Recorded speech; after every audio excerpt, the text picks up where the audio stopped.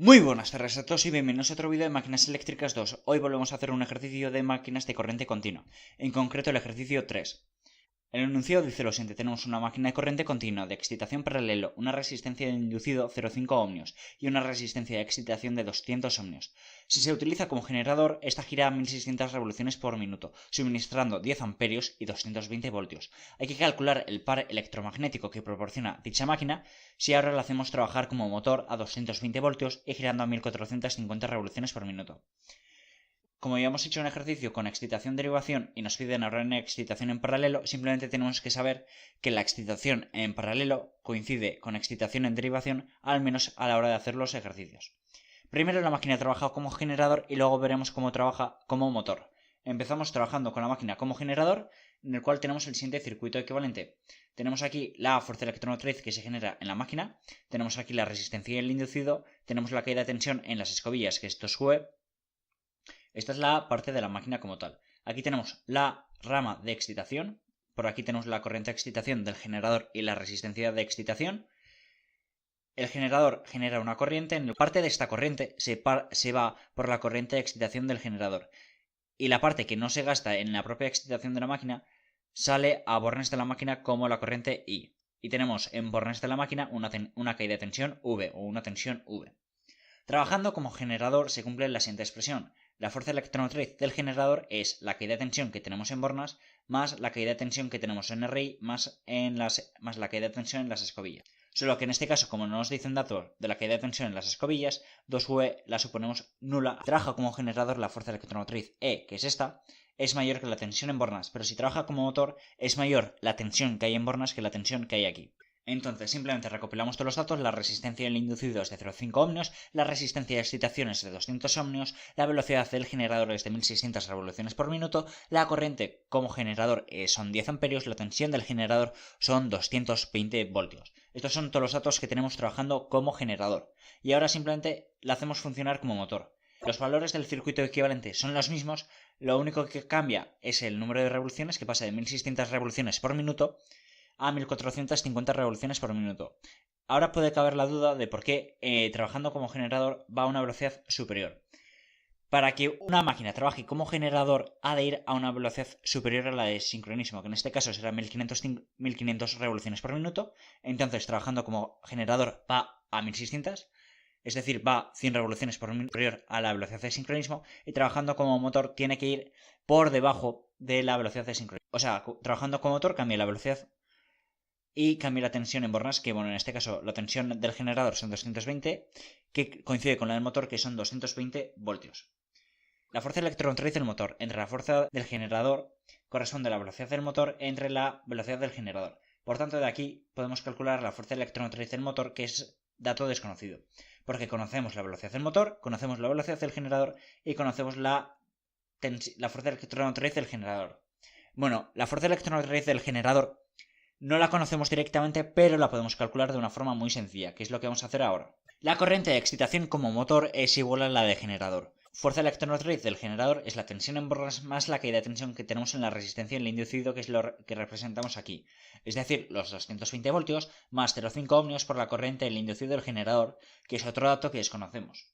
La corriente de excitación del motor coincide con la corriente de excitación del generador, como hemos indicado aquí. ¿Vale? Esta corriente de excitación corresponde a la tensión que tenemos en este nudo, que es la tensión en bornas, entre la resistencia de excitación, que es lo que tenemos aquí representado, los 220 voltios entre la resistencia y el inducido, que son 200 ohmios, que nos da una corriente de excitación para la máquina trabajando tanto como motor como generador de 1,1 amperios. La corriente del inducido, como he dicho antes, se reparte parte a la propia excitación de la máquina y lo que no se gasta en la excitación sale a bornas de la máquina, que es lo que tenemos aquí como corriente del generador. Por tanto, el 1,1 amperios que se utiliza para corriente de excitación más los 10 amperios te da 11,1 amperios, porque estos 10 amperios es dato del enunciado. Por tanto, ahora conocemos la corriente del inducido del generador y podemos calcular la fuerza electromotriz del generador para poder calcular la fuerza electromotriz como motor, aplicando la relación de velocidades y de fuerzas electromotrices.